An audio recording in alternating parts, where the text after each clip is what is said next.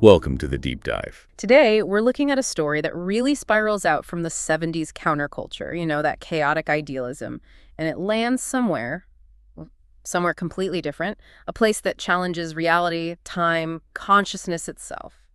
Yeah, we're digging into Terence McKenna's memoir, True Hallucinations.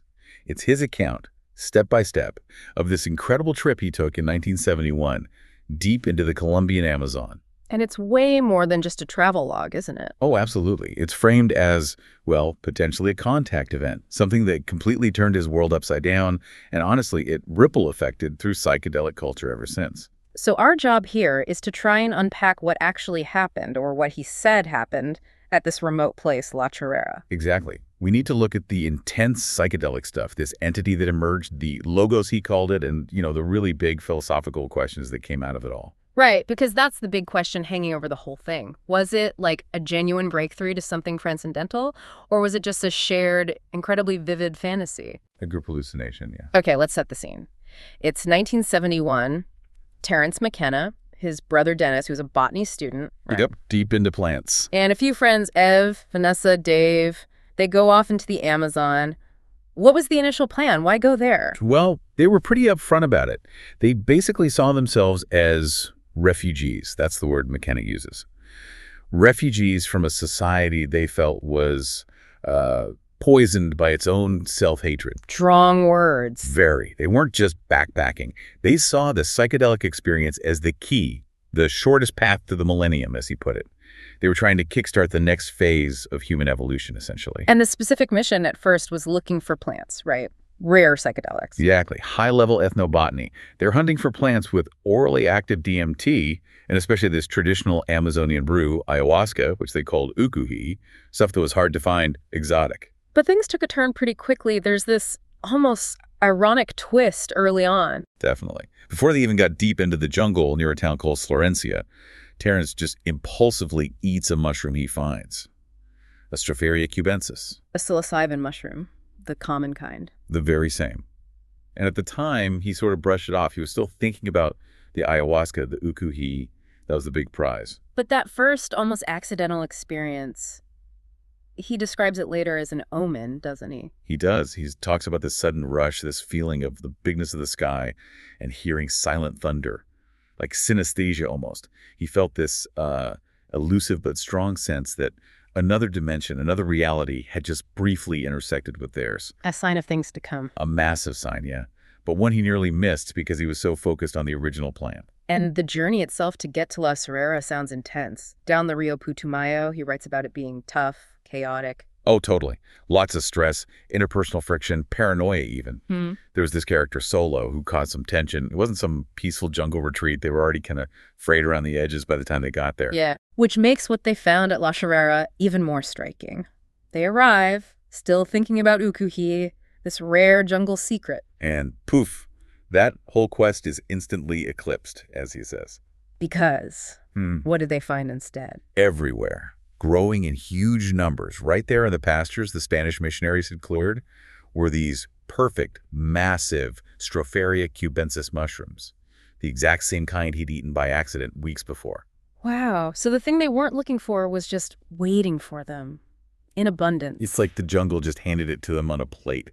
But it wasn't what they ordered, Yeah. And this really shifted everything. For Terence especially, this was his first real deep dive into psilocybin, wasn't it? Yeah, he'd done LSD, other things, but this was new territory, and he was apparently just amazed. He contrasts it sharply with LSD, which he found more like intense psychoanalysis, very internal, personal. Abrasive, I think he called it. Abrasively psychoanalytic, yeah. But the mushrooms, he said they had this quality of aliveness, this merry elfin energy. That's a great phrase. It does sound different. Less about digging into your own psyche, more about encountering something else. That's exactly the sense you get. He felt totally elated, convinced this was better than anything else he'd tried. It opened doorways into places his analytical mind couldn't normally reach. So initially, it's this wonderful, expansive, visionary state. Pure exploration. Pure exploration, yeah. Yeah. Enticing, as he put it. But he admits, even then, he had no real clue about the sheer weirdness, the cosmological scale of what was about to happen next. Right, because having all these mushrooms around led them to start theorizing. trying to rationalize doing something really, really out there. Which brings us to the experiment at La Chorrera. And this is where the book just takes a hard left turn from ethnobotany into something else entirely, like modern alchemy almost. Dennis, the botanist brother, cooks up this theory. He calls it hypercarbolation. Okay, wait. Hypercarbolation. That sounds intense. We need to break that down. What were they actually trying to do? Well, yeah, it sounds like something out of sci-fi, and maybe it was. The basic idea was to combine the psilocybin with an extract smoked from the ayahuasca vine, the beta-carbolines, harmine, and then use sound. Specific vocal tones, chanting. To do what? What was the hoped-for reaction? They were trying to force these molecules into a superconducting state. That was the theory. Okay, Look. superconducting molecules.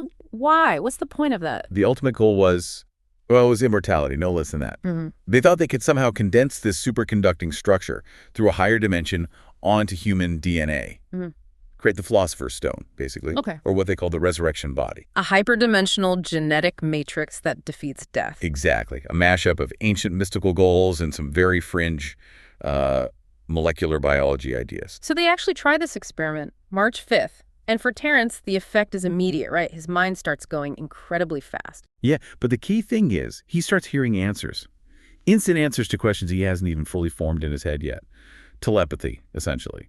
This is when he feels he makes contact with the logos. The logos. Okay, so define that in this context. What is the logos? As McKenna describes it, it's this non-human intelligence. Discarnate, meaning without a body. Ancient universal. The voice of the other. He felt he wasn't just hallucinating, he was plugged into an external source of information. And what did this voice say it was? Did it have an identity?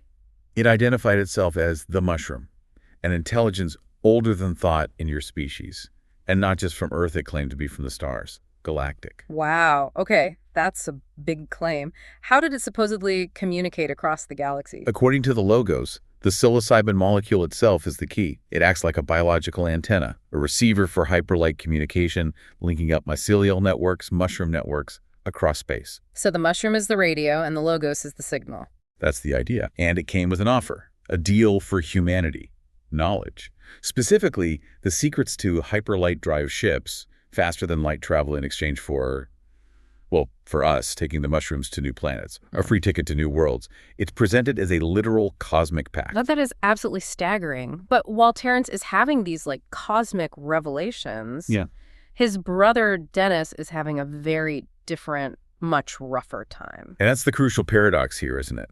While Terence feels illuminated, Dennis gets thrown into what Terence calls a profound shamanic state, but also recognizes aspects of a crypto-schizophrenic reversal. Meaning? Dennis starts mimicking voices, loses his sense of self, thinks he's moving backward through time and space. It sounds terrifying, a real psychological, maybe even physical breakdown. So you've got this stark contrast. One brother receiving galactic secrets, the other seemingly losing his mind. It really forces you to ask, did they touch something real, or did they just break reality together? Exactly. Did they find transcendence, or trigger a shared psychosis?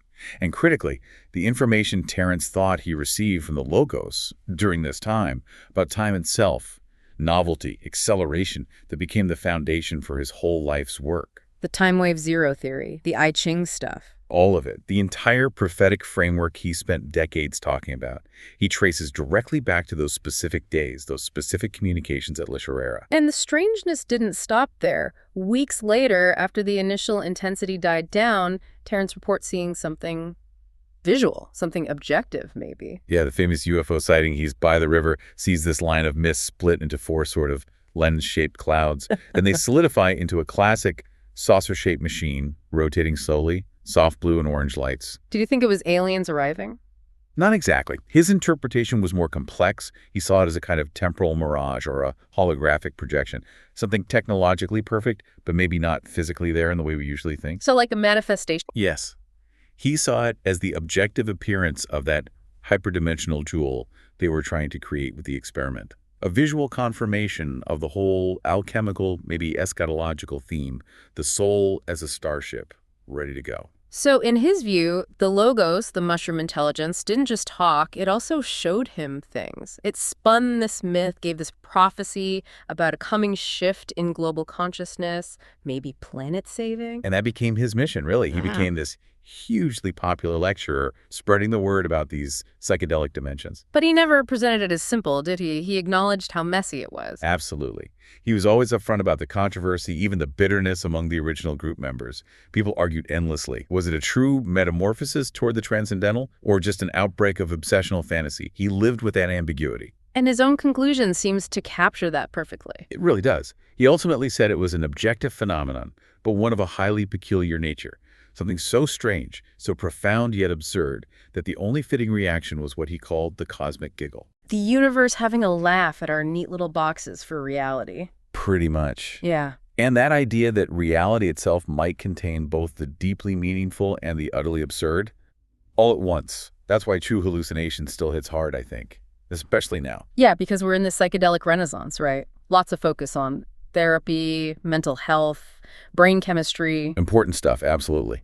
But McKenna's story pushes us way beyond just the therapeutic model. It throws down this ontological gauntlet. Is psilocybin just a chemical that changes your brain state? Or could it actually be, like the logos claimed, an antenna, a way to contact something else? Ancient, non-human.